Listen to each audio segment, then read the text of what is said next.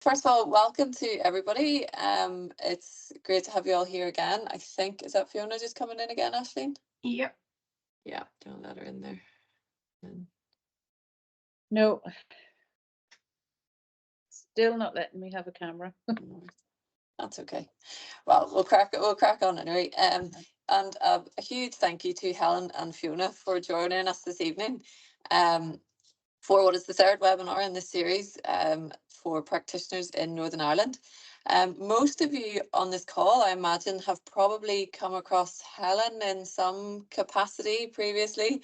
I've had the good fortune of meeting her as a journalist, a breeder, equine masseuse, and EAL practitioner, sort of all around good person and an artist actually as well. So I kind of thought that might be a nice place to start this, Helen, because you said to me after the event at CAFRA, where you did an EAL workshop with the students, that it was weird how and wonderful how all the different experiences you have had to date have kind of all come together to enhance what you're able to offer as an EAL practitioner, and how you kind of fed into all those different avenues in that sort of session. And so I just thought maybe if you don't mind giving everyone a little bit of background on you and how you've got to where we're at, basically. That's okay.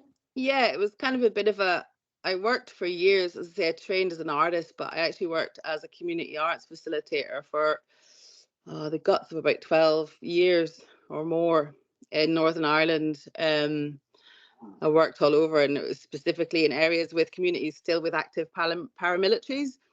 So I did the first art project in Drumcree and things like that. So I learned an awful lot doing that over the years, and I decided I kind of needed a break from that, really, and just decided that horses were kind of my passion. So I managed to sort of gradually swap. I wrote lots of things for free for lots of people, and started work as a journalist with Horse and Hound actually years ago. And then the Irish Field was something I always wanted to do. To me, it's the best publication. So kind of worked my way to write for various magazines and world breeding news for sports horses and things, and at the same time was building up my own gang of horses, I suppose. But I actually signed up years ago to do equine assisted learning, become a facilitator. And at the time, which kind of feeds into now, at the time I kind of thought, but how am I going to make a living from that? Which is kind of relevant now, I think, for a lot of people, but we'll probably get onto that later on. But so I actually cancelled or postponed continually for about 5 years that place I had on the course, and decided to train as an equine physical therapist. So I did that training for a year, and then I just started practicing then, and it was up and down the length and breadth of Ireland and Northern Ireland, really treating horses. So that was really kind of it was, to be honest with you, it was one of those things where I wish I'd done that when I was in my 20s and not in my 40s, because doing all that with horses, it's really hard and it's really physical. And actually I have an ongoing chronic illness, so it was really difficult to keep physically doing that work. So I started to think about, well, maybe I'd like to go back and have a look at the equine assisted learning, because I've been working for the last 3.5 years with a brilliant charity called Racing to Relate as well, with Jennifer Barker. And she's taught me a lot, and I've been to a lot of conferences that are involved with, I think Molly's mentioned Racing to Relate before, and that's thoroughbreds into equine assisted therapy. So I've done loads with them and written loads with them. I've been to lots of conferences and been to France and been to things in England, and I just kind of realized that that's where my heart was, to be honest. That's what I just felt, a real calling to go and do that. So that's what I did. I went and trained with Athena Hurd. I'm working towards the postgraduate now. I'm doing a sort of year of practice work, and then next year hopefully we'll be able to do postgraduate. So that's really how I did it. And then I suppose we got to where we are today in Fermanagh because I landed with all my horses at Ashbrook Equestrian in Fermanagh, and I met Fiona. Fiona's been there, I think, 5 or 6 years, and I've been there the guts of 3 now. And we ended up having a cup of coffee, really. And the power of a cup of coffee. It's a good thing. And we just kind of got talking about, you know, it would be a nice thing to do, and she'd sort of thought about it before, and I thought about it, and then I went and did the training, and Fiona's got her BHS training and stuff with the horses, and we thought we'd make quite a good team, and we've got a great facility where we are as well. I can talk about that a bit, and Fiona can talk about that. And so that's how we got there, yeah. Brilliant, brilliant. And Fiona, just to give us a wee bit of background maybe about yourself, I was just reading a wee bit about you, and it's just saying you 50 years worth of horsemanship, and you've done everything from Western riding to eventing to show jumping to dressage. And you were obviously based at Ashbrook then when Helen came along? Yes, I'd arrived at Ashbrook about 5 or 6 years ago with a very hairy cob and a Shetland pony into these magnificent stables and arenas and stuff. The place was in a bit of a disarray, and we worked for a couple of years just putting it all back together, and putting a new roof on the arena and a new surface and sides in the arena. But my background really, my father bred horses. I've had horses all my life. Like you say, I've had a go at every discipline. My passion is Western riding, and especially Western groundwork, which I think is the most important thing you can ever do when it comes to training horses. And now I'm a pleasure rider. You know, I love to train the horses. We've got 1,000 acres here on the estate that I can plod around on. And but it's the groundwork that I love to actually work with, and training horses and watching them develop is my passion. Okay, brilliant. And had you come across equine assisted learning or equine assisted services prior to meeting Helen, or is this kind of a new area for you to be stepping into as such? It's a completely new area for me. I thought about it before chatting to Helen over that cup of coffee, and I'd looked into the charity that we do have here on the estate and had a chat with them, but never taken it any further. I knew I had some great horses for it, but an absolute beginner at it when we started out. Yeah. So just to kind of touch on the setup then, so you guys had this lethal cup of coffee and that's these grand plans, and then how do you go from there to what we can kind of see on the website now, so the actual GroundWork EAS? So there's a combination of things. Obviously it's based at Ashbrook, and then you've got your own clients, Helen, is that so? Is GroundWork EAL kind of a standalone, you and Fiona practicing with clients, and then there's the second facility as well, the hub, which we could maybe talk about after? But have you guys got clients and stuff there? Are you working already with clients? Yeah, the way it's working at the minute is, I think it's fairly unique, and I suppose I've talked to maybe you about it before, about this idea of how do you make it sustainable, not necessarily, my dogs are going to kick off now, and not necessarily profitable, but sustainable at the very least. I have to say that both Fiona and I work full-time as a journalist, and Fiona works at the estate. So it's something we've developed kind of in our own time, in and around a full-time job, which I'm sure many of you know how that is. Really, it comes from the idea that it's a private estate for one. So it doesn't have a riding school on it. It doesn't, which isn't necessarily a bad thing, but for us, I think I like the idea of a sort of relaxed, private and professional. It kind of lends itself to that. So we've got a big indoor arena, we've got loads of fields, got plenty of paddocks, we've got, I don't know how many stables, for to be able to tell you, we've got really big pens and things like that. So we just had the setup for it. But I suppose the most important thing that we have is the estate that we're on has a neighbouring estate owned by, so there's Colebrook that's owned by Lord Brookborough, and then there is Ashbrook, which is owned by Lord Brookborough's younger brother, Chris. Sorry about these dogs. Okay. Typical. And Chris and Amanda Brooke are amazing, and they support us hugely in this. But on Colebrook Estate is Brooke House, and Brooke House is a charity which Lord Brookborough sort of heads up, and it is for veterans, military and police veterans, and carers, which makes them a bit different because they offer support for the family and the carers of military and police veterans. So Fiona and I just really put together a bit of a presentation and sort of rang them up and said, would you like to, now they already run a military garden project, and they already run at the walled garden there, and they already run as well fishing for veterans as well. So they had been, you know, doing great work there anyway, and we kind of thought, well, it seems crazy not to add horses to the mix. So obviously had to get qualified and things like that, but we basically just rang them up and said, look, can we come and show you what we're thinking? And really, truth be told, they bit our hand off, you know, and there's actually been a waiting list ever since. So we work with veterans and their families as well, and carers as well. So, and it's male and female, all adults, but really varying in age actually, in terms of adults. So yeah, so we work with Brook House. They employ GroundWork really to deliver these sessions, but it works really symbiotically and really well on the estate. That's kind of the setup, how it works.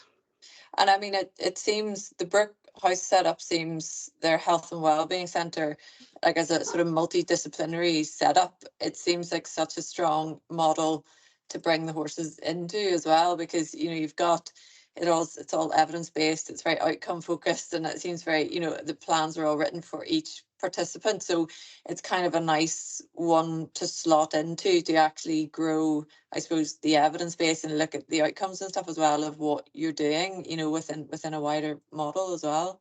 Yeah, we just had a meeting there recently actually, because it's about quantifying the work.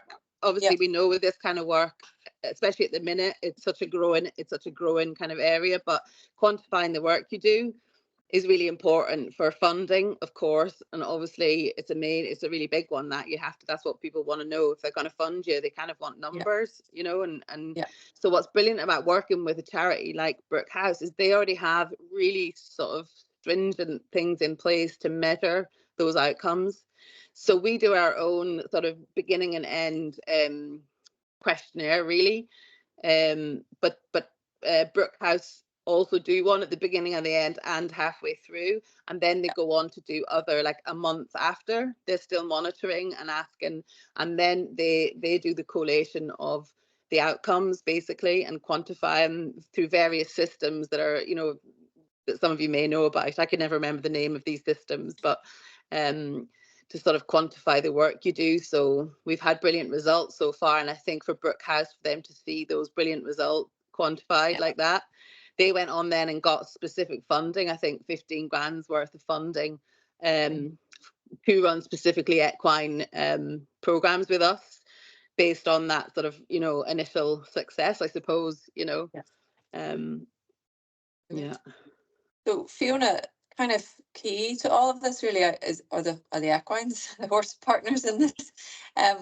Where have you got the horses from, or what kind of horses are you using, and how do you select them, or what way does that all work?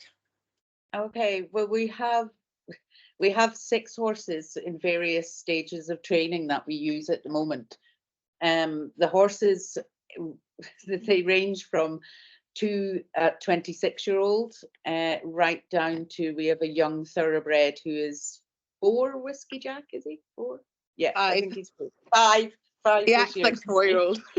yeah, he thinks he's so we have all different types and all different sizes, and it's not really, you know, yes, aesthetically certain horses, you know, certain veterans will move towards different sizes or types or how well they look, but it's more about the actual character of the horse, and the temperament is important, yes, of course, but it's if that horse has a character. And we have my own horses, which is Flicka, who I've had for probably about 10 years, and she's my Western horse. And she's gone through the whole of the GroundWork training from years ago. So she'll do all the Western work on the ground. Robbie, who's also mine, is a 26-year-old ex 160 horse show jumper. who's come to me for retirement. So he, although he can be, we do still ride. He's a therapy horse as well. Lovely big 16.3, super old gentleman, really. And again, his temperament leans towards it because he's so quiet and tuned in to people. So Yeah. Flicka is very astute to people, and she will gravitate towards people. Robbie will stand back and let people come to him. And both of these types of temperament are incredibly important because you have different types of people on the course, and we have to let them more or less choose the horses that are going to be suited to them to a point. Yeah. Then we have a pony as well. A little Jess, who was a grade A show jumper and now again retired. She's also 26. We have Molly, who's a cob who we have on long-term loan, who went through losing her field companion and became extremely depressed. Really, the type of horses we choose, it's always nice to have a horse that's had a trauma of their own in an ideal world. And then they can, veterans can relate to them or clients can relate to them. It's not always necessary. Yeah. But it's nice to have that. Whereas Flicka came from a very harsh beginning. So that story, again, that's a nice story for the clients to relate to. Robbie was a show jumper all his life, very little turnout, etc. Very structured, regimental life that he led as a European show jumper. So that does play a part in how you choose the horses. Safety as well, of course. We've always got to make sure that they're going to be safe, because Helen and I are dealing with groups of 8 people at a time. Yeah. Most of who have never been around a horse before. So we have to be able to trust our horses and know that our horses, more importantly, trust humans. Yeah. And are comfortable around humans. For each horse that we're using, we start off with basic groundwork movements, and I use a groundwork Western type of training with them, whereas we're using our body language and where we position our body to either ask the horse to move in a certain way, move towards us, move away from us, or just simply stand still. We're using our body movements all the time. Yeah. And we find that works really well with clients because they don't know how to ask the horse to move away from them or, walk around a bending pole. Yeah. Whereas if they're using their natural body movements, our horses understand that. Mm-hmm. So we can get them achieving things with the horses without having to have a heavy structured lesson. Yeah. Yeah. So that sort of groundwork's really important for the horses, and they're all in various stages of training to know how to recognize that in people. Yeah. I have the racing to relate formula as well, which is which is a sheet that we used a lot for the big project we did in France. But that I've put a couple of the horses just through that as well. I think that's going to be something that it's not published yet to the public, but it's research that Racing to Relate are doing. So I've been applying it quietly to the horses. Brilliant. But yeah, Fiona's way with the groundwork, actually the Western groundwork has been amazing. The results have been amazing because we have people with all sorts of, physical difficulties and, challenges, and as well as really able-bodied people. So it can work really well to get engaged with your physicality, with the horses. Yeah. And is everything you're doing at the moment then, is it's all on the ground? Have you plans to do any ridden work at all, or are you going to keep We it? actually haven't. I think part of the reason is I know how important it is to stay in your lane, and I think I think this is what we want to do in terms of, I'm only trained in equine assisted learning. I'm not a hippotherapist. I'm not Yeah. So it was part of the reason, and that we decided maybe this hub might be a good idea, because if we can open the place up for people, if they are trained and insured in ridden therapies, why not come, you know, we can offer rental at fair prices for practitioners of the space and the equipment, and to come, you know, and maybe extend their reach or whatever. Yeah. So, Well, and the same with different therapies, you know, cognitive therapies, and, you know. Yeah, no, that's perfect segue into that. Thank you, Helen. I was just going to ask you about the idea of the hub, and I love how you both seem to have really embraced this idea of collaboration. I mean, the partnerships that you've made already just seem to be enhancing your offering on every level, and also enhancing probably the activity for you guys as well. And so if you don't mind sharing a wee bit about what the plan is then, so the concept behind this EAS hub. It's, as I sort of understand it from the website, it's kind of, it could be an amazing centre for like a shared learning space for people, you know, to come together, and practitioners, as you say, you know, it is really important that everyone stays in their own lane, but it sounds like there's a real opportunity here for people within their own remit to come together with others in their remit and create something much bigger than what each individual is able to offer. Yeah, I think the exciting thing about that, about where we are, is why it became sort of like to make a lot of sense, was that Ashbrook has the capacity for accommodation on quite a, you know, you can get quite a lot of people. There's various places at various levels that they could stay, but also actually we've also just built a new meeting room, which is really gorgeous, really great, at the back of the beautiful Georgian house. And again, that's Chris and Amanda that are sort of, you know, being so generous to let us use these facilities there. Obviously we've got the indoor, and this weather is kind of, you know, we're all used to standing in the rain, so it's fantastic to have that. And I know there aren't actually that many indoor arenas like that that are available for people to use. You know, plus we do work in the paddocks as well with the horses in groups, and the horses are in a couple of herds there, so all of that kind of thing. It just seemed, to be honest with you, it was just, I'd gone to lots of conferences and everyone got really excited meeting up again, and then everyone went off in their own sort of way. And then I went to get, you know, I did my training, and people were kind of great meeting up, doing their training, and then everyone went off on their own. And I just, the more people I talk to, even through my journalism, that are doing equine therapy, it can be quite a sort of lonely practice.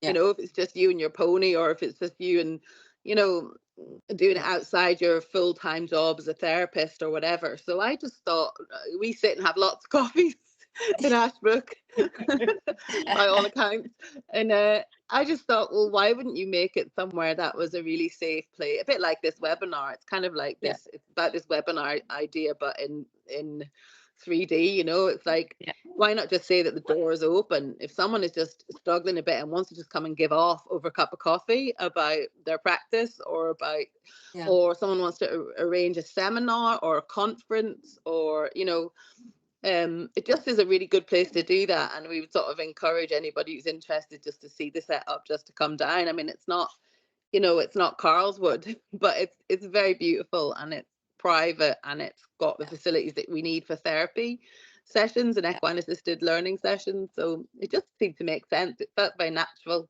thing to do. And it's something that probably I hadn't appreciated until we did the project with June Burgess at Ballygraffin, was how much where you are is so important to how the sessions flow, and how the clients feel, and how the horses react. And, you know, it seems like a really, I think it's probably better it's not Carlswood, and certainly better it's not a riding school. You know, it seems to have, just from what I've just watched the videos and stuff on, I've driven past it a few times, but it's, you know, just that somewhere you can go and breathe, and, you know, and there's so much to have, like 1,000 acres at your disposal is incredible. And Fiona, is your thinking that if people, because obviously this, as Helen has mentioned, it is really hard to make this a sustainable business, and, you know, ideally a profitable business, you know, at the end of the day. Is so for people who have maybe, you know, we've seen it with some of the AHPs who've come through from the University of Ulster, where, you know, they maybe don't have the equine setup behind them, but they have the qualifications. So is your, you know, is the idea that they could use your, possibly, you know, hire your horses and stuff as well as the facilities, or what's that? How does that sort of sit? Yeah, absolutely. You know, we'd be more than happy to consider that. And in fact, yeah, Helen and I have spoke about it and said that that is certainly something we would be happy to do. Obviously, you know, the horse's welfare is paramount here, and that is something that I will always put first. So that's, you know, that's something a discussion would be had with the person before they hired the horse, just so that they know, you know, the length of time the horse can work. You know, we're very the horse's welfare is always going to be first. So we make sure our horses have frequent breaks during sessions. It's not just one horse, and it's everything is bombarded onto that one horse. So yeah, you know, more than happy to take that forward, as long as the horse's welfare is paramount. Yeah, and I think there's exciting stuff to look at as well. You know, just to maybe add in for another cup of coffee around your like horse forward approach and how you are trying to integrate, you know, active turnout and integrate welfare into how you work with the horses and the benefits that you see from that. And I think that's a really, like, has to be a learning point for everybody, you know, in this sphere. And the more of that kind of stuff that we can understand and look at, particularly in the kind of setup that you guys have, it just becomes, you know, ingrained in practice. It doesn't even sit outside as horse welfare in its own little box No, anymore. It's just yeah. ingrained within the It practice. becomes the normal. Yeah, It yeah, becomes the normal. And we're, you know, Helen and I are both very much, everything is about the horse, because without the horse we wouldn't be able to do this. yeah, And the horse has to be happy and willing to do it. You know, we don't force our horses to do anything, because they're not going to do well if we do that. So, you know, it's a bit of a, you know, fluffy pony attitude, but we ask our horses and they're happy to do it. I think a good So, comparison, just sorry, Fiona, is I was thinking about Brook House, because Brook House, as well as their psychologists, psychiatrists, physiotherapists, they also have like wellness managers. And I always think of ourselves, and the wellness managers stay with the clients. You know, it's actually an ongoing. The clients can keep going to Brook House forever. They can do 10 weeks with the horses or whatever, but they, you know, it's not a drop-in parachute sort of, here's a bit with horses and then leave them to carry on. And I was just thinking about how the wellness managers for the veterans, I think it's kind of, Fiona and I put ourselves as kind of wellness managers for the horses as well. You know, it's a long-term thing. It's not about just how they are on the day they've got to do the equine assisted learning sessions. It's about that their life is as good as we can possibly make it, you know, because they're on a complete equal footing to the clients. We don't, you know, they all get top couch. And we're lucky here because we have, you know, we have so many, we've turnout all year round. We've got Helen, who does constant massages on them all. They're monitored before, during and after every session to ensure, you know, that they're all coping with it. But it can really take a lot out of the horse. That's what we've, you know, that's one thing that came across very strongly for us when we first started doing this, was some of the horses, you know, you can see that it's quite pressurized on them, just having to deal with all these different emotions that the horse has to take on board. You know, so monitoring the horse and ensuring that the horse gets things out of it, like a massage afterwards. We've you know, we've a fantastic farrier. We've got a fantastic vet. Everything is done to make sure that the horse is happy, as well as the clients, obviously.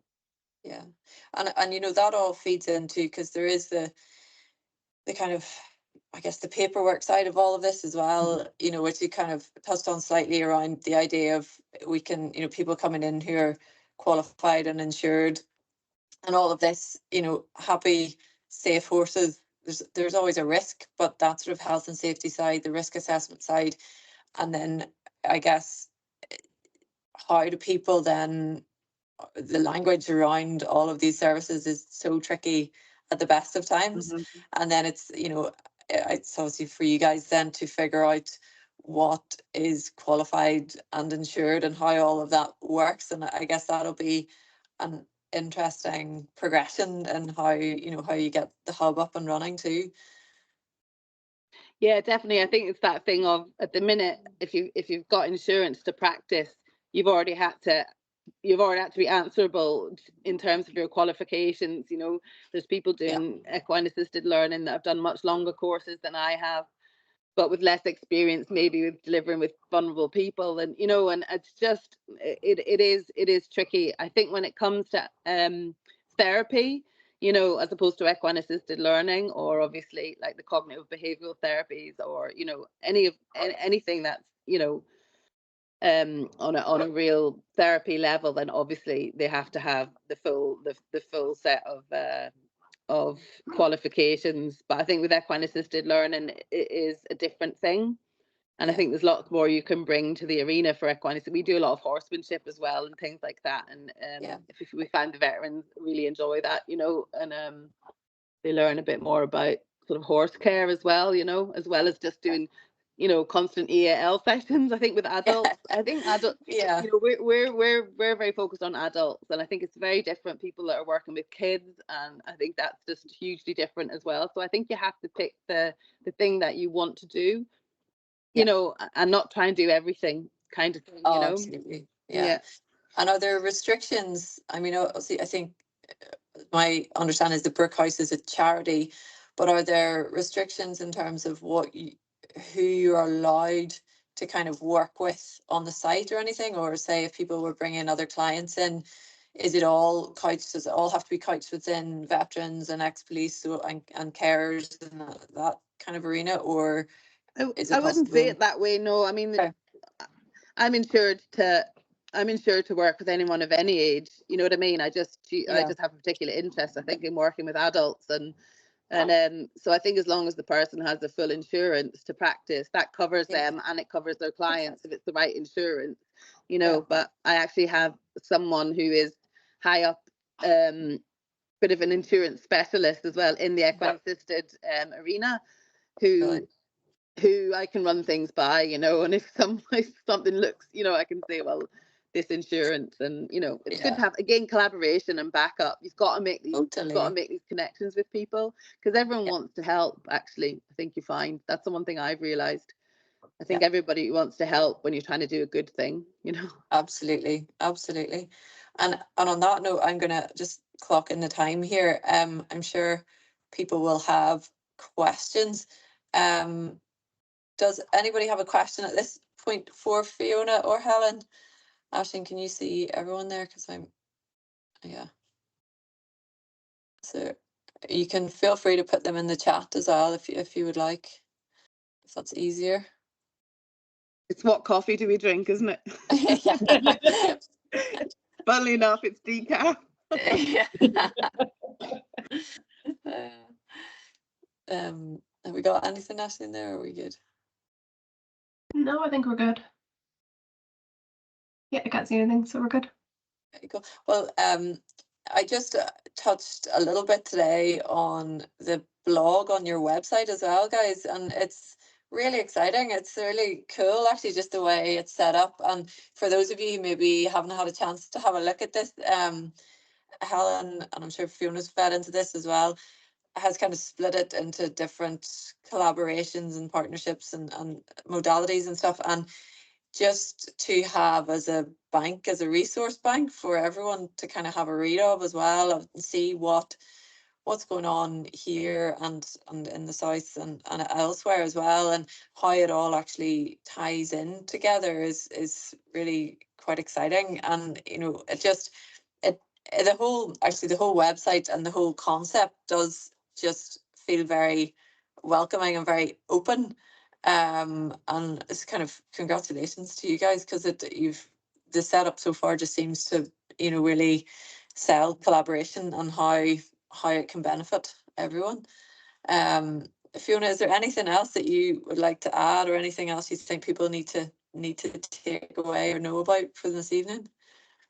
Well, really, it's talking about the hub. You know, we have here like Helen said and myself said, the arena, but we also have a range of equipment that's worked really well for us, in that we have a ramp that you can take the horse up onto and stand with the horse on the ramp. And again, that's, you know, showing them that they can control this animal and ask the animal to stop and then move the animal up. It's fabulous for building a relationship with the horse. We've got bending poles, we've got all sorts of different equipment that we can use, which just helps to build that relationship that they need and the confidence. The horses, yeah, you know, the horses are fantastic and they do thoroughly enjoy it, I can tell you. And they just love the people. You know, they get petted, they get groomed, they get walked around, you know, they get hugged. Numerous times they get hugged. You know, it's just, it's lovely to see the horses responding to these guys. And you know, some of them are on walking sticks or Zimmer frames or whatever, you know, and the horses just, to a horse, that's nothing, that's fine, we don't care, you know, as long as you're patting our face and loving us, it's fine. So it's really, you know, wonderful to see our own personal horses just absolutely shining through. And that's, I think, why Helen and I particularly wanted to set up the hub, because we've got this with our wonderful horses, and if we can share, fantastic, you know. And again, just to reiterate, I'm here all day, every day. You know, if anybody wants to pop in and see the horses and see what I'm doing with them and what Helen's doing, and you know, feel free, honestly, there's always coffee and biscuits. Well, I think actually when we circulate the recording, if you can put, you know, the contact details, the website and stuff for the guys, that'd be brilliant. Thank you, Fiona. Helen, have you got anything you want to finish up on?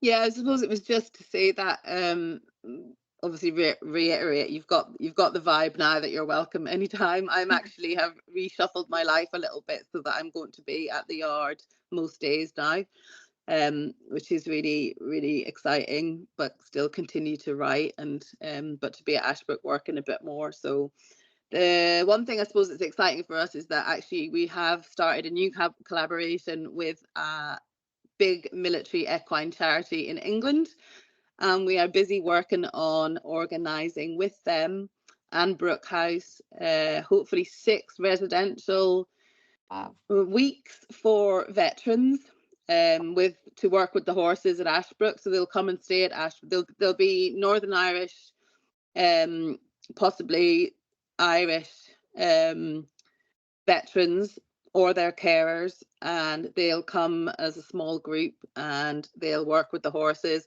and with this English charity as well that do brilliant stuff. So that would be hopefully 6 next year, but we're just at the early stages of that now. But so the collaborative reach is further than just Northern Ireland, you know. So yeah, those plans. But yeah, it's keeping us busy enough. Yeah, brilliant, thank you. And that's amazing. So guys, are we good? Is anyone else? There's no questions from the floor. Could I ask, can you hear me at all? Yep, we can hear you too.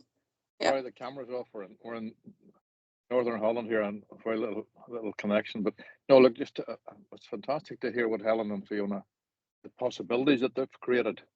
I suppose a question to them as thought leaders in this arena: if you were to fast forward 5 years, what would you like to? What do you think needs to be developed?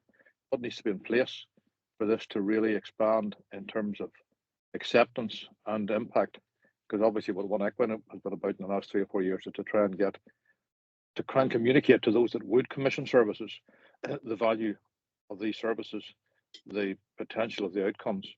You've put something together which could be a foundational piece of this, but and I'm thinking in terms of regulation, in terms of qualifications, in terms of understanding, because it's still what we find is a very bewildering field for those that don't know anything about it. It's sometimes talking to people a bit like a life insurance salesman. You see their eyes glaze over within 5 minutes before, you know, talking about what is it. What would you like to see? What would you like to have created within 4 or 5 years? I suppose with equine assisted learning, I suppose for me, I'd like it to be as common as someone who maybe wants to go for, I think there's a lot of trauma dialogue around equine assisted services a lot of the time, but I actually feel that equine assisted services can be for anyone, and I think that's a really important message to get across. It's like, I mean, most of us that have horses have kind of, we all know that what we get from that and things like that. I suppose regulation is needed if you're going to be doing anything like this. Obviously, I'm nowhere near as qualified as someone who's giving equine assisted therapy or hippotherapy. So I think in terms of regulation, I suppose it comes from education downwards. So the education has to be put in place and regulated. That's all what's going on at the minute. There's lots of sort of people offering training and things, but perhaps regulation has to happen with the training providers. I think sometimes to put it on the practitioners, or it's a bit unfair to make them have to decide, the entire sort of ethical background of delivering this stuff, because you're actually working your ass off trying to deliver it. I think if you've achieved a qualification that's regarded at the minute as insurable, then I think you should be allowed to get on with your practice. I think for me, ultimately, in the dream in 5 years' time, not necessarily for equine assisted learning, but that would be brilliant, but for any of the equine assisted services or hippotherapy, I think if it could be prescribable, that's the ultimate goal for me anyway, for equine assisted services as a collective. I think that would be a dream. Yeah, there's a question there from Karen actually as well. Helen just saying, does your PhD is your PhD related, and does it enhance your offering? I'm working on my PhD is in art, and that was because I was doing community arts facilitation. So yes and no. It gave me 12 odd years working with everything from the traveling community to the as I say, the Drum Cree communities. So yes, in that sense, but no, that's why I'm working towards. I'm very aware that people want qualifications, or they want to see qualifications. So I'm working towards that postgraduate, and I think that I personally might feel better when I have that, just so that when things like this happen and people say to you, have you got a X, Y, Z in this, you can go, yeah. Whereas if you ask me truthfully, how much do I think that, I think it really matters, yes, to be educated, and yes, to be educated to a point where you can be insured. But I think there's a million other factors that need to be, as well as horse care, everything. It all has to come together, and a bit of life experience maybe too, and lots of things. Yeah. Great. Is there any other final questions? Anything else? No? We're good. Great. Okay, guys, thank you so much for tonight. That's been really, really interesting. Thank you, Fiona. Thank you, Helen. Thank you, Aisling, for organising, as always.